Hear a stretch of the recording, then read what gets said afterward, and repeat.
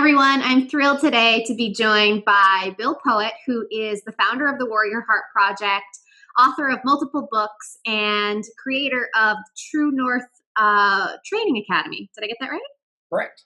Awesome. And he's been featured on ABC and all sorts of different outlets. And I'm so excited to have you here today, Bill. Thanks for joining us and bringing your wisdom and your heart to us today. I'm really thrilled, and you'll have to forgive me. I just finished a 2-day offsite training, so what I lack in voice, I will make up for in passion. I promise. Your voice sounds great to me. Great. Cool. So when I actually heard you interviewed on another platform, and I was really touched by the work that you're doing in the world. So I thought we got to bring you on and share your wisdom and your teaching and your journey with our audience here today. And I'd love to just start by having you tell us, you've told me that you've come from a training background, all sorts of different types of military and corporate training, and now you're leading entrepreneurs and leaders in this heart-centered way. Can you tell us a little bit about that journey? Well, anytime someone uses the word wisdom around me, I get nervous. Okay, well, we all have wisdom. Yeah, and so wisdom is just surviving life, and I think not hiding. So I've had a lot of opportunities to learn, and I've never lost my belief that something bigger and brighter was ahead of me. So whatever wisdom I have has really come hard-earned, and it's something that I enjoy sharing. And just real quick, I began as a close quarter combat instructor 25 years ago. I have 11 degrees of black belt. My specialty was knife fighting.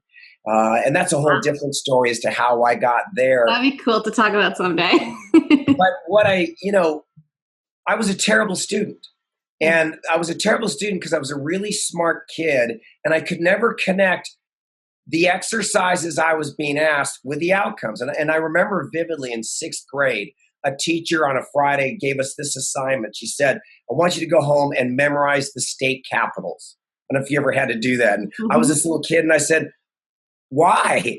And, the teacher was probably tired, and I was probably a paying student, but she gave me the worst answer a teacher could give someone. She said, because I said so. Yeah. And there was just this great disconnect, and I could never understand, and so my grades started to suffer. And I remember my mom, who was a school teacher, she'd come home and she'd open the report card that I hid, and she'd start screaming at me, do you know what this means? And, my 12, 13, 14-year-old self would say, no. She said, you're going to be working at Kmart for the rest of your life. That was the threat. You're going to be working at Kmart for the rest of your life.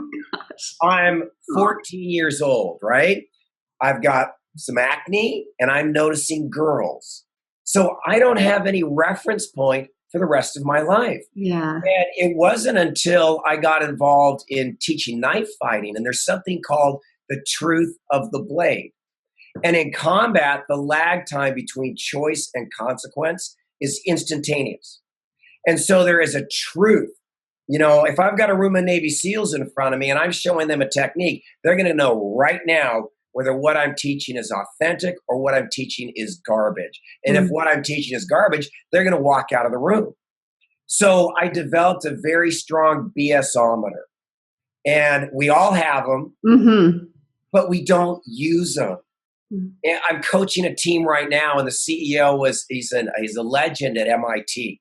He did 2 years in one, and nobody does 2 years in one at MIT. Right. First training, I got the team together and I said, what percentage of everything you've learned from school, from family, from every source are you guys using as you build this company that you really hold sacred, that you really hold valuable? They tabulated it. There were 8 members of this team, 10%. Which means 90%, and I agree with this, 90% of what we're taught is theory. Yeah. It's someone's idea of how the world works. Right. So disconnected from nature and truth and each other that the world is really suffering. Yeah. You look at our addiction rates and our obesity rates and divorce rates and all of those things. So as a knife fighter, I really got on a quest for the truth. Because lives were at stake, there was no way I could serve something to someone that wasn't valid. And as a young man, my focus was on performance. It was teaching men how to be the best in the world. And then I went out into the corporate world. It was teaching teams and organizations how to be the best in the world. But there was a component that was missing. And along the way, people in my life started dying. And I lost a friend in high school. And then my sister died when she was 46. And my first wife was 42. My best friend from high school when he was 45. And as these people, when we lose someone, the universe makes us stop. And we listen. And whether we want to or not, we go in. And we ask deep questions. And we ask soulful questions. And as I did that more and more and more, I recognized it isn't as much about performing as it is about joy, deep, rich joy, and making sure that, each one of us has a fingerprint that will never exist again in the history of mankind. And we get so focused trying to fit into other people's ideas of who we are, our soul purpose gets shut out. Right. And the most brilliant, the most successful, the happiest people are the ones who never forget this, whose lives are in alignment with that. And so the Warrior Heart Project, the True North Academy, everything that I do is about teaching people how to go inside. Yeah. Really listen and connect and learn how to drive your life from that voice that's uniquely yours, and then use universal law. That's the other thing that we teach. Nature will not lie to us. Nature is incapable of telling a lie to us. So if we look at natural law and we study the elements and how we work within them and how they work through us, there's a path and a process. And so the True North Academy is really, Julie, you're honoring your truth, your joy. That's why you reached out to me. That's why you're doing the show that you're doing. Right. Instead of having people arrive at that knowing accidentally, my commitment is to, first of all, get people to recognize it. Yeah. You don't know what your soul purpose is. Your soul purpose is to discover your soul purpose. Yeah, it's a good place to start.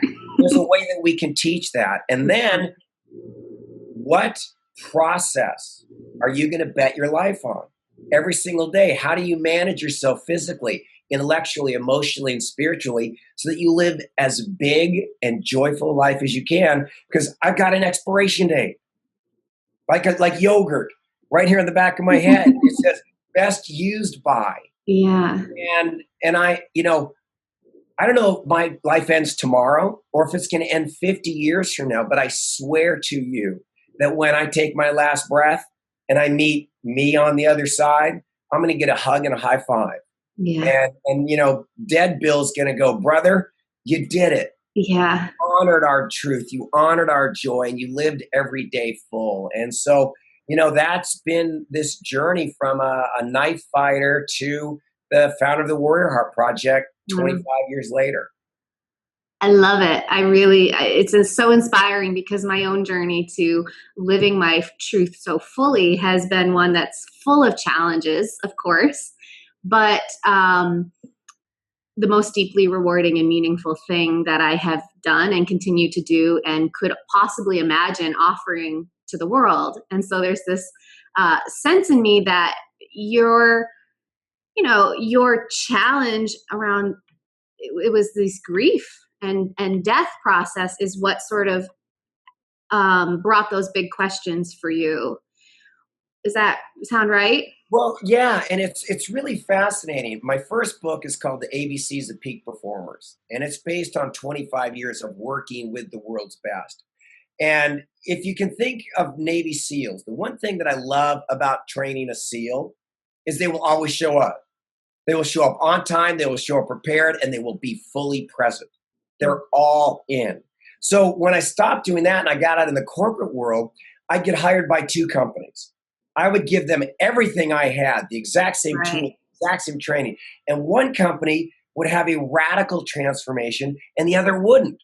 Or one individual would have a radical transformation. And so this, if you're a teacher who loves your students, is always the great dilemma.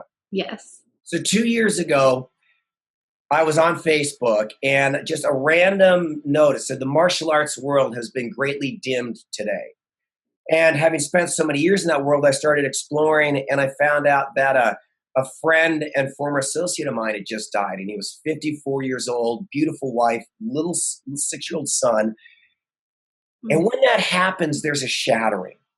Everything stops, and you sit. And I was dealing with that first shattering, and I got a call from a mutual friend of ours a couple hours later.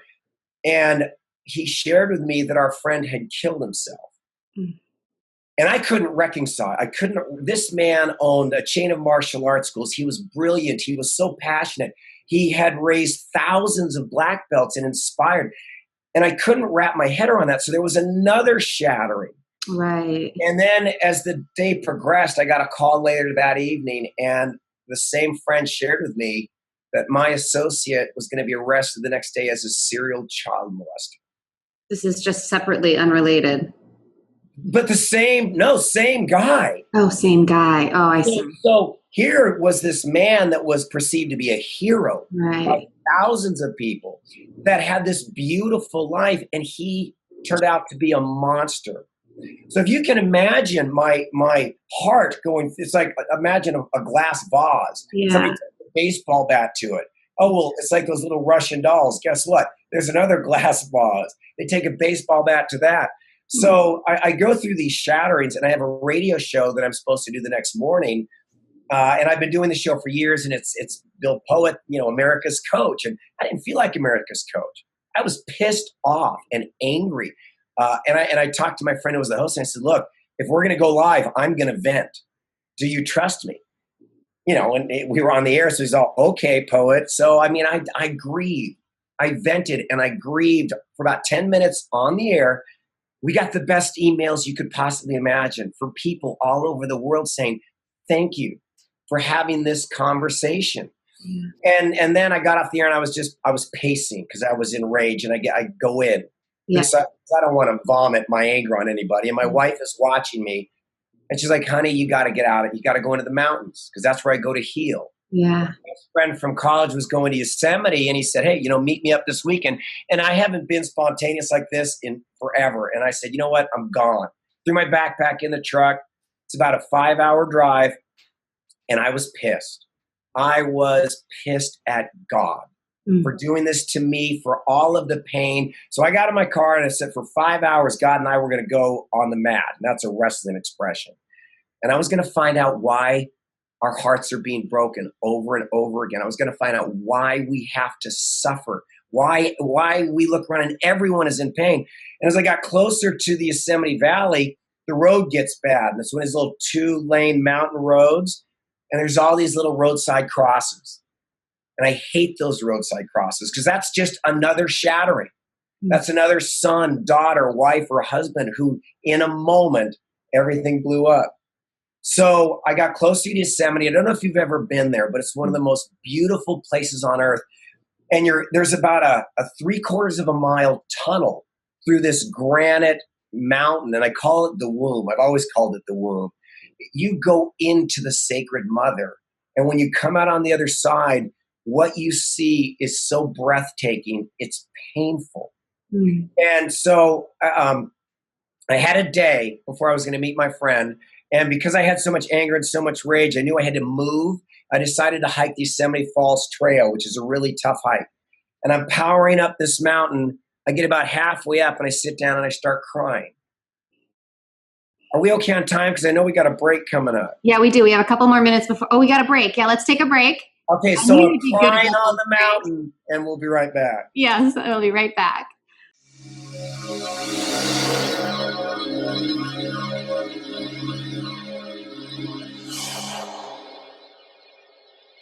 Welcome back, everyone. I'm here with Bill Poett, and he left us at a cliffhanger in a story. So tell us what happened on that day, Bill.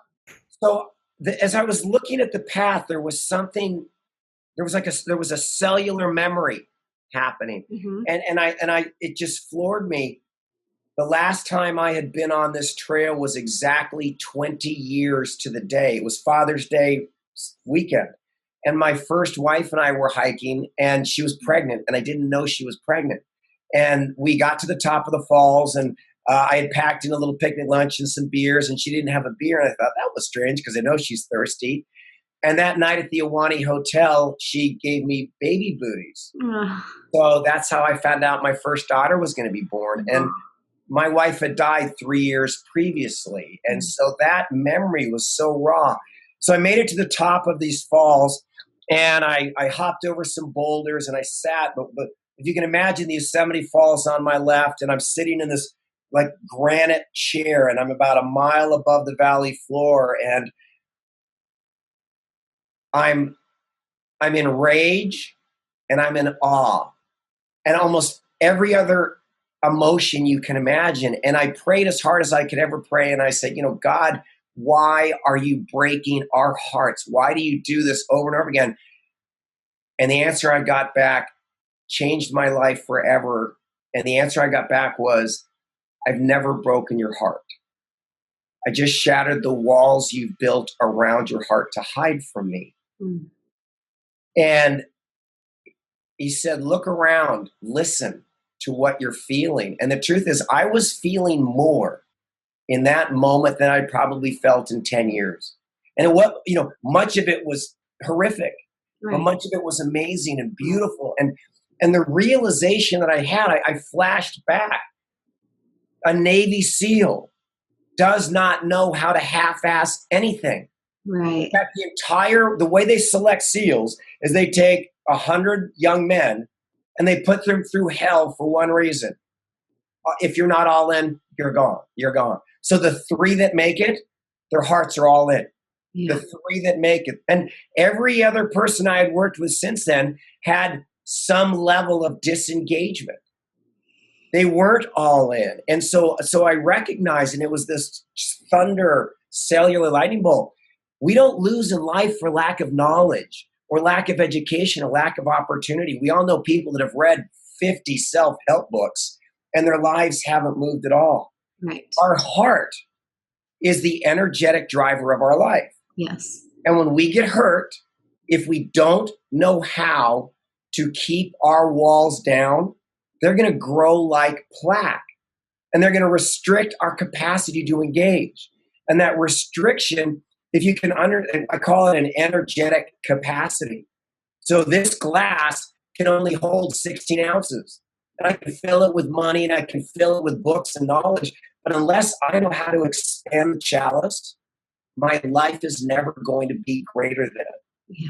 And that was really the birth of the Warrior Heart Project, a recognition that if we don't learn how to grieve, how to heal, and how to keep our hearts open, we will be destined to feel like we're living behind a barrier. And I know you know what I'm talking about. I know our listeners know. It's like, God, that life is just on the other side. Yeah. It's really through this piercing open of the heart that many times comes through our most challenging experiences.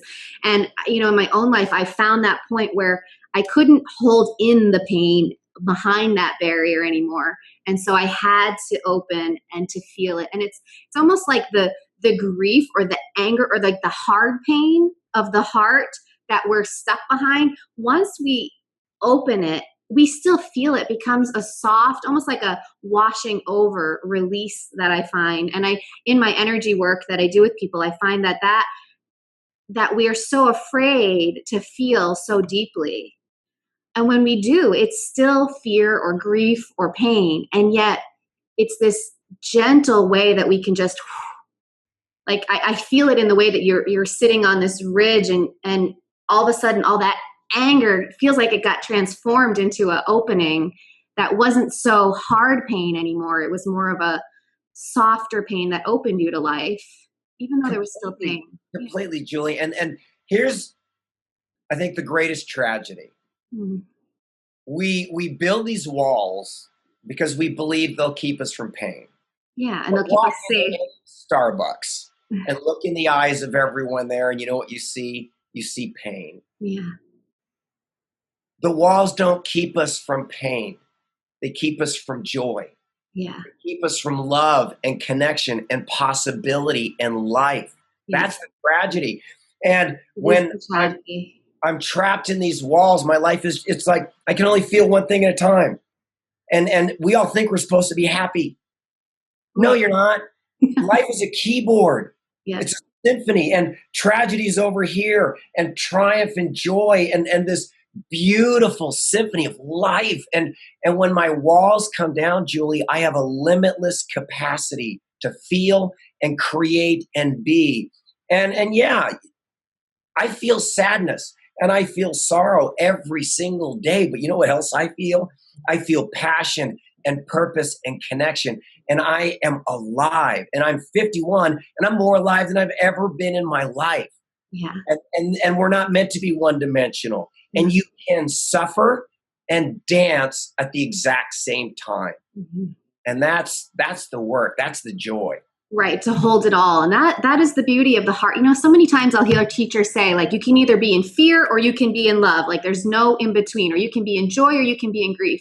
That is not my experience. My experience is that when I open fully to life, to my heart, through that heart center, all of it is there. It's all there, and we grow our capacity to hold it, and that aliveness comes in such a beautiful and exhilarating and sometimes scary way, but it's so rewarding.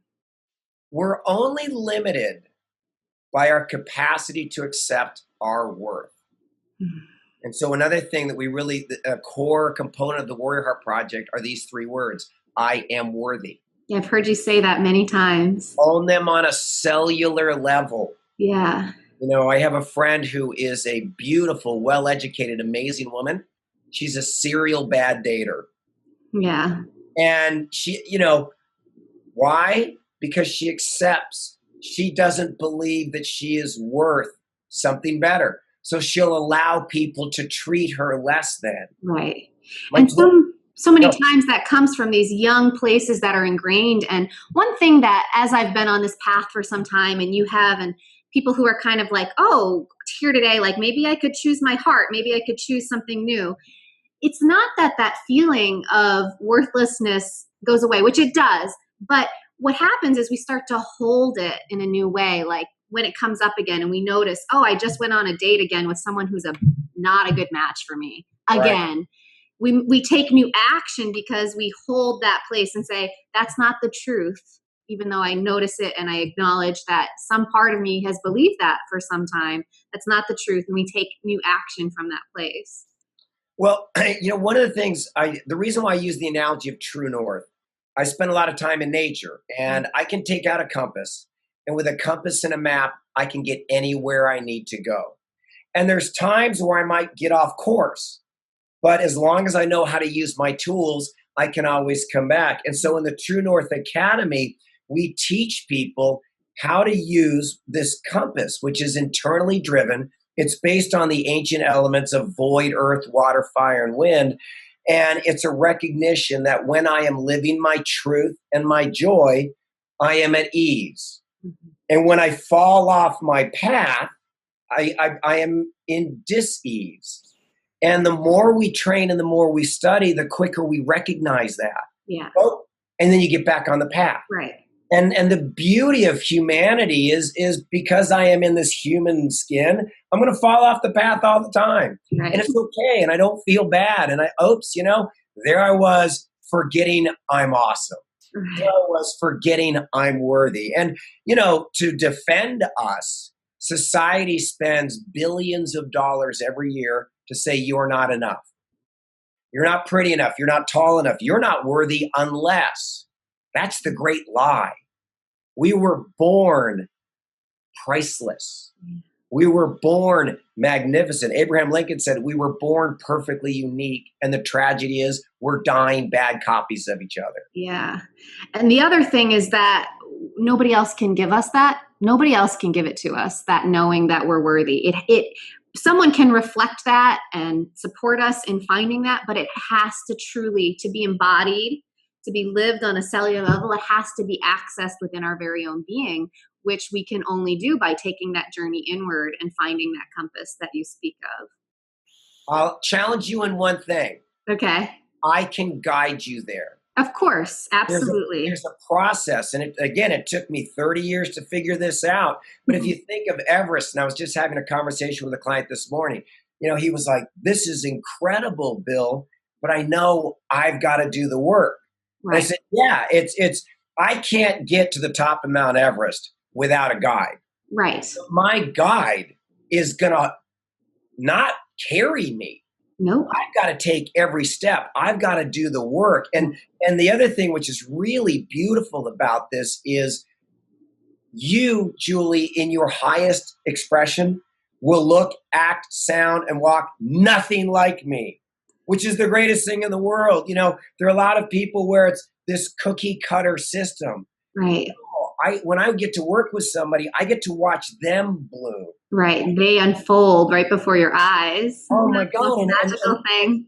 I'm surrounded by now, and I love this. My favorite part about the Warrior Heart Project is surrounded by men and women who really are owning their uniqueness and shining. And it's, oh my God, you can do that. That is so great. That's who you are. Yeah. That is so exciting. Yeah, I would totally agree with you that while I said nobody can do it for us, I have always say that life is a team sport and we're really not meant to do it alone. And life becomes a lot more amazing when we allow in the support of those who are not in their own, unconscious putting on us that they're not worthy. So how could we be worthy? But seeing and knowing our potential. I mean, it's such an opening. It's such a catalyst for change. So that's why I love what you're sharing about the program and how your program and how you're helping people to guide them into their own beauty and magnificence. Julie, I wouldn't wish my life on anybody, although I wouldn't take any of it back. Yeah. But I spent 30 years sifting through the 90% of garbage to find that which is really honest. It goes back to that old knife fighter. I would never give up. I would never settle. And we do that so often. We find something that's good enough. Right. And we accept the new American mantra, which breaks my heart, is it's not so bad. Yeah. The universe, God, my parents didn't put me on this earth to have an it's not so bad life. Such a blessing that you found that, even if it took 30 years. Like, what's more valuable than having found that? So my question is for those who are like, how do I step onto that path and start moving away from the not so bad life, that kind of routine, whatever it looks like, where there's some level of boredom, overwhelm, just dissatisfaction. What's the first step? How are we doing on time? We've got a few more minutes, and I want to give you a chance to tell us how we can find out more. We've got a couple minutes, but I love to leave people with something they can do I'm right going away. to share the most powerful lesson I've ever learned, and I can teach it in a minute and a half. Go for it. Your breath. So what I want you to do me a favor, right here, taking a big breath and hold it. And I want you to hold it a little bit longer than feels good. I want you to hold on to it, and go ahead and exhale, and enjoy that ride. And at the bottom, I want you to hold on to it. I want you to hold on to it a little bit longer than it feels good, and it actually will start to hurt. Hold on to it, and now come back into that beautiful breath. I love this. The most important lesson nature will ever teach us, you just demonstrated. Mm-hmm. When you try to hold on to something, it becomes dangerous. My breath, if I try to hold on, now when I first take in that inhale, it feels so good and rich. And then all of a sudden, and one of the things we do as humans is we wake up and we're gifted with a brand new day, a brand new possibility, a brand new moment. But I'm dragging ghosts forward. I'm dragging resentment and anger and pain and all these old stories. So the first step to true north is to let go. you have to let go of your breath. Then step Which number is two. a scary thing. Well, here's what's great. But we can practice it with the breath, which is great. We don't have to practice it in all of our life. At the end of the day, you're going to let go. It's right. I've seen a lot of death. You came in with nothing, you're leaving with nothing. So all I'm saying is along the way, just learn to let go. And then here's lesson number two. We go in. Yeah. And that's sourcing. This is feminine energy. Stop every single day for 5 minutes, 20 minutes, and listen. Go inside to that sacred voice, that knowing, and just ask, what can I do right now that will bring me more joy and have a greater impact on my life? That simple question. Go in, that's the inhale, and the exhale is male energy. Then you go out into the world and you express and you serve it. Yeah. And when you let go, when you honor the sacred feminine, when you source within, when you honor the masculine energy and you go out in the world and you do stuff, that's the beginning of your quest for true north. Beautiful. And that lesson, if you don't breathe, you're gone, right? Yeah, beautiful. I love it. Well, we're coming to the end of our time, so I just want to let you know that that breath I felt a softening, and I feel so aligned with all that you teach. It's so similar. I have a program called Sourcing from Within. So when you're using those words, I was like, yep, I know that process. And I call it the pathway to myself, because it's that connection with our very own being that gives us the strength, the courage, the wisdom, the clarity to go out into the world and express who we are in a way that the joy becomes so tangible. So thank you for modeling that in your life and teaching it in so many ways. Tell us a little bit. I'm going to have a link here to your True North Mastery program where people can access it. Do you want to say like a couple words about that? Oh, if they go to my website and they sign up, they're going to get a couple free videos, and it's just going to begin a journey. And in the True North Life Mastery Academy, it's a really fun dojo. And a dojo is an old martial arts term. Do means a path. Jo is a sacred space. And we use audios, we use videos, we use exercises. We have a Facebook training forum. And next month, I'm adding a whole bunch of new features to the course. It's $300 right now, and it's kind of in the beta phase. And we're launching on the 24th, and it's going to be $1,000. So if anybody wants to get in, now folks. Lifetime membership. And it's a tribe of men and women from all over the world who are committed to doing what we're doing, and that's just express. Yeah. And my job is to just give tools and training. The last thing I want to share before we go is I grew up in a training environment. Navy SEALs motto, the more you sweat in training, the less you bleed in battle. You never get there. Enlightenment isn't something that you own. Health, you don't own. Love, you don't own. But when you are training in it actively, you are in health, you are in love, you are in joy. So our dojo is really about always be training. That's my ABT model. And I would love to have you and any of your listeners come join us. Thank you so much. It's been such a pleasure to have you. There'll be a link here to get in touch with Bill. Check out his website and his program. And thank you for doing the work that you're doing. Thank you. Julie, I can't wait to have you come to Yosemite and me go to Hawaii and connect. Yeah, we're going to have so much fun together. Absolutely. All right. It's been a pleasure, everyone. Till next week.